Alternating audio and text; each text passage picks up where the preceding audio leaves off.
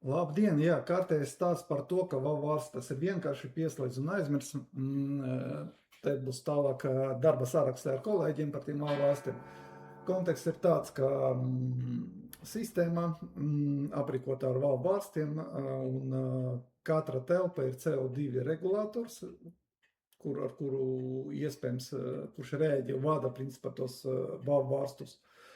Un tad kā sakārtot to vārstu miedarbību kopā ar ventilācijas iekartu ražību un saskaņot tos algoritmus starp vārstiem un ventilācijas iekartu. Nu, varbūt tur smalkāk tur tālāk, bet gribas atkārtot kārtējo reizi par sāpīgo tēmu.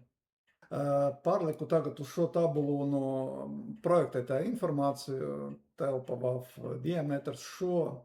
Šo sadaļu nav jāskatās, to es regulēšanas gaita tas ar programmētājiem vairāk kā IP adreses un settingi, vai tā ir 0 vai 0 ar VMIN. Ok, uz šo neskatāmies. Lūk, šeit mums ir divi scenāriji, kas ir izveidoti, vai min vai max. Kā mēs gribu pievērst uzmanību, pieplūdi nosociāciju šiem. Tātad mašīna strādā mums konstanta plūsma pašlaik, cik es saprotu. Tātad 2900 kubikmetri. Tātad pārslēdzoties scenārijiem mums mainās plūsmas. 2700, 600, 220. Kas notiks, ja vārsti versies ciet?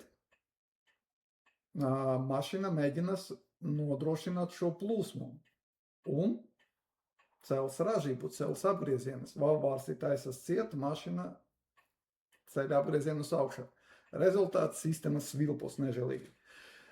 Risinājums jāuzstāda piepildus un nosūcas gaisa vadas spiediena devējus, kuri var saprast, kāds scenārijs pašlaik, un viņus ir jāpieslēdz pie BMS, un viņi tad saprot, kāds scenārija pašlaik darbojas sistēmā, atbilstoši viņi tad uztur to spiedienu. Varbūt, ja šeit vēl 500 kubita starpība nav tik liela, bet, jebkura gadījumā vārsti veras ciet, vai tur šeit varbūt nedaudz lielākā.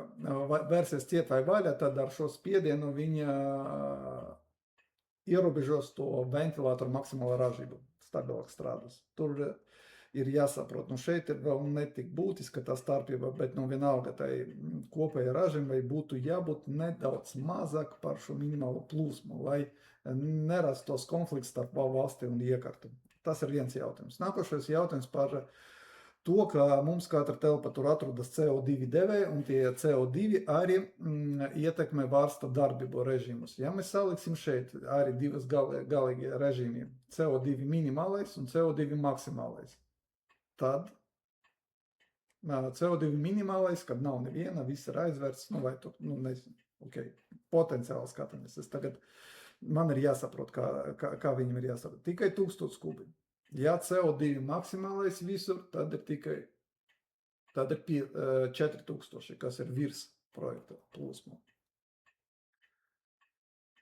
Jautājums, kam miedarbojas šie scenāriji kopā ar CO2 devējiem, jo CO2 tie settingi var būt tur dažādi.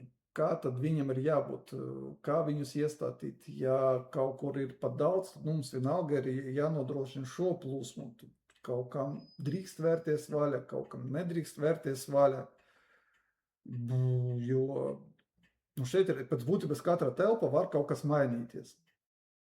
Skaidrs, ka visas telpas vienlaicīgi CO2 nevar būt, bet tas ir loģiski skaidrs, bet mums ir jāliek loģiku, ko darīt, kā viņiem iedarbojas.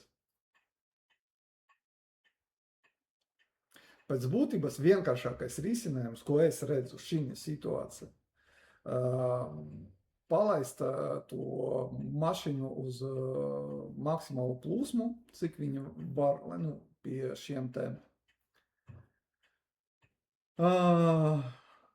pie projekta parametriem, ne pie maksimāla iestatītas projekta parametrus un vadīties pēc spiediena devēja. Pieņemot to, ka kaut kādos gadījumos, kaut kādas apstākļos, kad ir tur atversies šie patērētāji ar lielo plūsmu, tās plūsmas var nepietikt, jo tajā pašā laika tur var atvērties arī biroja kaut kādi vārsti, bet šīs diskomforts būs izlaicīgs. Un pēc tam, kad viņi atgriežas, telpas tiek izvedināta, vārsti versies ciet, un tad attiecīgi mašīna arī pielāgosies šim te sistēmas spiedienam atbilstoši tā valvārsta dabību. Jo pagaidām ar tik milzīgu valvārstu to skaitu sistēmā, es neredzu citu loģiku, kā viņi var miedarboties trāpot precīzi projekta noradītas plūsmas. Vēl arī par tām plūsmām, no 20 kubikmetri caur 100 valvu nodrošināt, tas arī vēl tādas uzdevums ar zvaigznīti, jo šitik mazas plūsmas noķert tur ar parastiem vārstiem ārkārtīgi grūti no ar valviem vēl līdz sevišķi, bet jā. Mums, mēs varam, teiksim, iestatīt šīs te VMIN, VMAX, kas ir tie divi scenāriji, palaižam viena scenārijā, tad šie vārsti atveras, šie aizveras uz VMIN, VMAX. Tas ir BMS setpoints, tās neplūsma, šādi tie parametri. Ieregulējam viņus, pēc tam pārslēdzam režīmu, ieregulējam VMAX plūsma sadalījumi šiem te atzariem, un pēc tam pārslēdzam viņu darbību pēc spiediena un palaižam viņu savā dzīvē, jo tālāk mēs tur vairs nokontrolēt pēc būtības nevaram tikpat kā neko. Galvenais, lai nerastos konflikti starp valvu sistēmiem un ventilācijas iekartu, lai iekarta nesāk spiest pārmērīgi daudz gaisa, lai vārsti nesāk šņākt, svilpot un trokšņot. Kaut kā tā, divos vārdos. Jā, kolēģi, gaidu no jums atbildes, ko mēs darām, kā mēs darām. Ja piekrītat, tad mēs varam ar šiem te BMS speciālistiem mēģināt sakārtot, kas viņam kādiem tā gatavība, kas viņam tur ir, kas viņam tur nav. Tad kaut kādā veidā mēģināt sakārtot arī šo sistēmu. Paldies!